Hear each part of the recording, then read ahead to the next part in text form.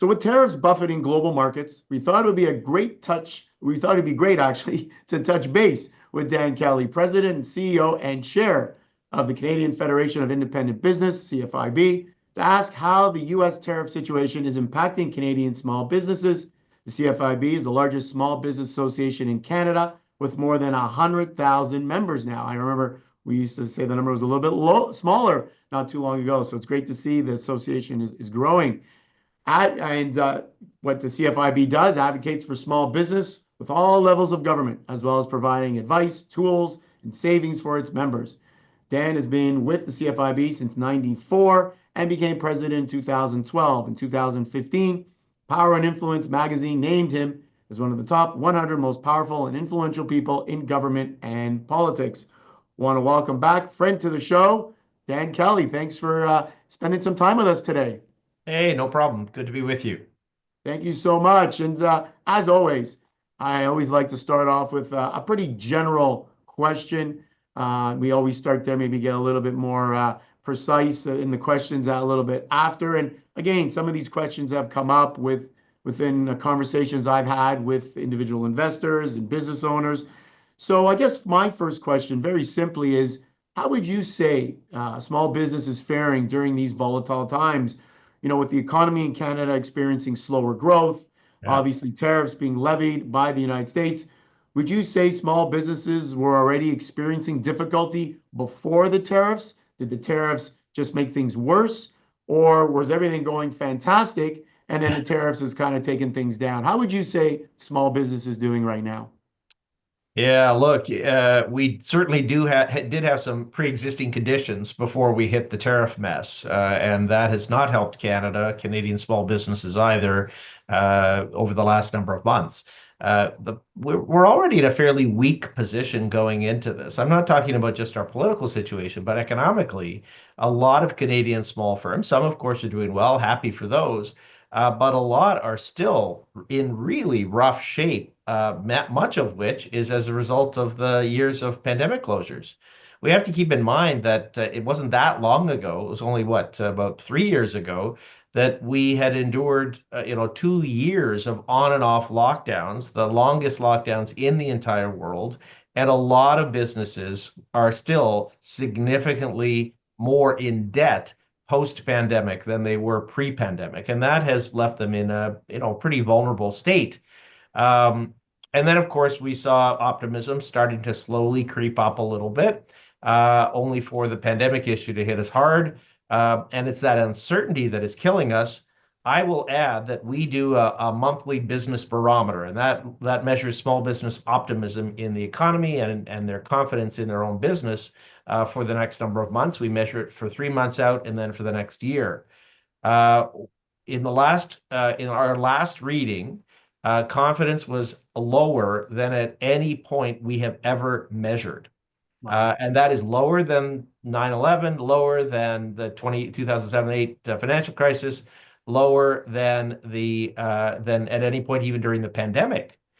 So this is deeply worrisome for us, given that the threat of tariffs is much broader. I think a lot of people think this is a big business issue. It is not. It is a general economic issue for the country as a whole and affects hundreds of thousands of small and medium-sized firms directly, not just indirectly. It's amazing to hear that. Obviously, we had a complete shutdown during the pandemic. Yeah, I guess these businesses are equating this, I guess, these tariffs to that because I guess indeed. tariffs can really shut down things as well. Yeah, and look, there are more similarities than just that. It is not just, shutting down your business. It is the uncertainty that we had during the pandemic, like whether you're going to be open or closed the next week. And that's what business owners are feeling right now. I got to tell you, I've had more than a few business owners say, look, if we're going to have a tariff war with the US, can we just get it started so that I know at least for the next few months what's going to happen? Am I going to have to try to accommodate these price hikes either on the goods I import from the US or the goods I export to the US? I'd like to at least know so I can plan. But the on again, off again notion of this is just choking people. I think we've had 20 tariff changes imposed by President Trump, 20 changes in the tariffs since this first started. And so, how could you, as a business owner, understand what's going to happen? I had one great example of this. A business owner was hustling to beat the tariffs, brought in extra staff to get his goods across the border in advance of the tariffs. He was shipping them out because there was a transportation delay. It was after midnight. As a result of crossing the border at midnight, he got a $35,000 bill for tariffs, No. only to have the president then remove those tariffs 8 hours later. So had he not hit that 8 hour window, he would have been okay. Instead, he walked away with a $35,000 bill. And that's, I think, you hit the nail on the head. I think a lot of businesses, before they want to make these big changes, they say it'll take years to Yeah, make these changes, especially big businesses. And, the current administration may not even be around. And what happens if the next president comes in and says, okay, no more yeah. tariffs? And I That, think that is that's it. that just That's it. adds It to the is. It uncertainty. is incredibly hard. And we have seen some pivoting happening. Look, the good news is that a lot of Canadian businesses are now trying to sell or buy from other markets within Canada. Many of them are looking further afield to go to or use our trade agreements in Asia or Europe. But I mean, you've had a 30-year relationship with a US supplier or a US customer. Are you just gonna drop that right now? When you don't know whether on Tuesday the tariff's going to be on or off? You're probably going to, put some contingencies in place, but you're not going to change your business plan immediately as a result. Yeah, no, for sure. Absolutely. You released a survey in late March that found that half of Canadian small businesses no longer feel the U.S. is a reliable trading partner. Can you talk about what you Yeah. found with that survey? Yeah, look, that I think says it all. It is just shocking to me. I would never, ever have imagined that Canadian small firms would find the United States as an unreliable trading partner. Like, that's just mind-blowing to me, as they have been an incredibly reliable trading partner despite the odd dust-up here or there. Um, I mean, we're not talking about a developing country around the world. We're talking about our partner across the border, where with the economies being super integrated. But that has really changed. And honestly, for the US, that's got some long-term implications for them, even more than it does for us. Because it isn't just Canadian businesses that are saying, "Hey, I got to look elsewhere in the world." It is international businesses that are saying that. I don't think this is going to have the intended effect of encouraging business investment in the United States, other than perhaps short-term tariff jumpers. But honestly, this is really deeply troubling. Regardless of what's going on, even the trade war between the U.S. and China has spillover effects on Canada, let alone the direct impact that we're feeling from our own tariff relationship. Yeah, you make a good point. We're finding that businesses that are abroad, they're not coming back to the US. They're just moving to another country that has That's it. perhaps less of a tariff on it. So they're going from China, which is 145%, to India, which is 26%. But they're not coming back to the US because it's Yeah. just too much, too costly to do so. So interesting. Would you say that the uncertainty resides more in certain sectors of our economy versus others? Are there certain businesses that are more concerned perhaps than others? Yeah, look, for those that have a direct trading relationship, obviously this is, probably issue number one on your list of priorities. Uh, we did some survey research that showed that 16% of our members, who are 100,000 small business owners, 16% of them export directly to the United States, but 49% of them import from the United States. So it isn't just the U.S. tariffs that are causing stress and worry for Canadian businesses. It is Canada's retaliatory tariffs that are causing even more concern, and that potentially has a greater impact on small firms. Now, I will say that Canadian small businesses support the government of Canada taking some retaliatory action. Both, all parties seem to agree on that. You got to do something. You can't just roll over and say, "Yeah, do what the heck you like." At the same time, there's no question. I mean, tariffs are like economic chemotherapy. You're the one that's taking the poison in order to fight the larger battle, but it sure can, it near kill you in the process, and that's what we're enduring. Yeah, no, I understand that. And that's why I think they try to put tariffs on certain things that perhaps we Yes, can find an alternative for indeed. versus some of the crucial things. But your point leads me to my next question is what do you think can be done or should be Yeah. done to help small businesses get through this time? Like, what is the CFIB saying, and how has the government stepped in to help small businesses navigate during these difficult times? Yeah, look, this is where I'm a little bit more encouraged than I was perhaps a month ago. Let's take a step back. When the tariff threat first materialized, we jettisoned the carbon tax. That was a huge cost to Canadian businesses, and that was one of its final nails in the coffin to get rid of that stupid tax.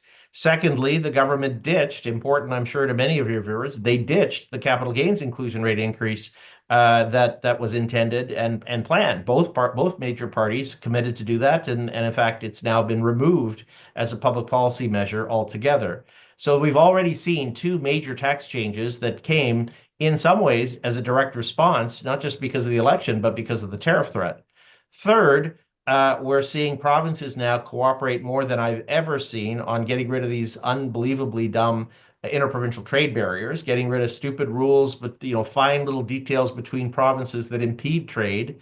It is good to see that happening, and I don't think that that would have happened had it not been for the tariff threat. Sometimes, look, it's already caused, I think, Canadians to smarten up, Canadian politicians to smarten up a bit and say, we can no longer afford to have the economy as issue number 500 on the list of priorities. It's got to be the top issue, and we're starting to see parties talk about that an awful lot more. The Conservatives, of course, have been doing this much earlier, but the other parties are starting to do that more as well.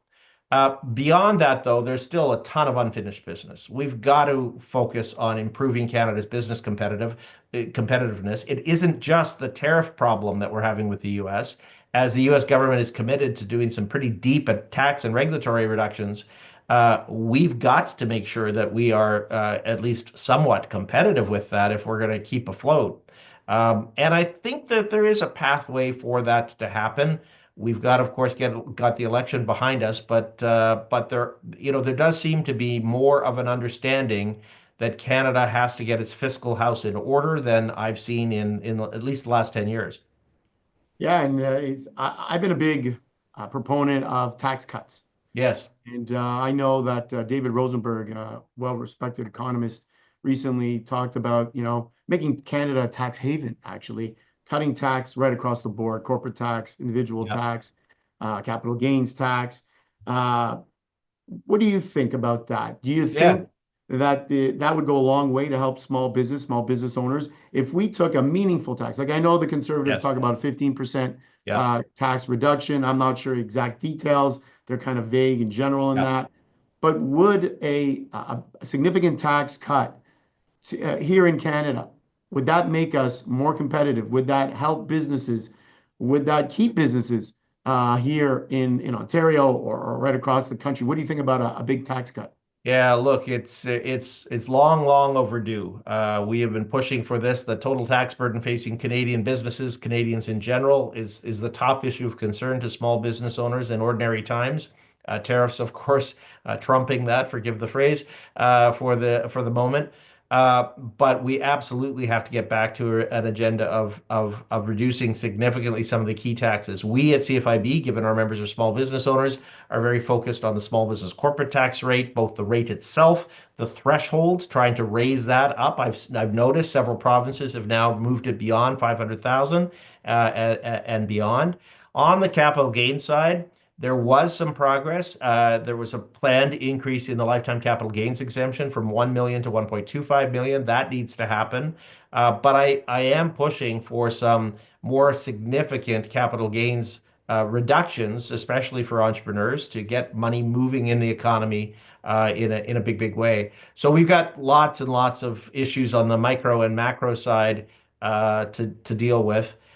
And it seems like the pendulum is swung back pretty hard here, and Canadians have an appetite for some meaningful tax relief, as we've seen in the election campaign so far. Yeah, and we're hearing that I think I guess the top concern or number one concern from Canadians now, I think, is the economy You got and it. trade and everything that goes along with it. So, Dan Kelly, CEO, President, CEO, and Chair of Canadian Federation of Independent Business, thank you so much for joining us and giving us some of your time. I'm sure you're quite busy answering many questions as the best as you can with a lot of the uncertainty out there. Hopefully, we'll get some more clarity in the coming weeks when we have our election, a new prime Yep. minister. Perhaps that will help the situation. Maybe we can get some meaningful negotiations with the U.S. So thank you again for being with us on our show today. Good to be with you, Alan. Anytime.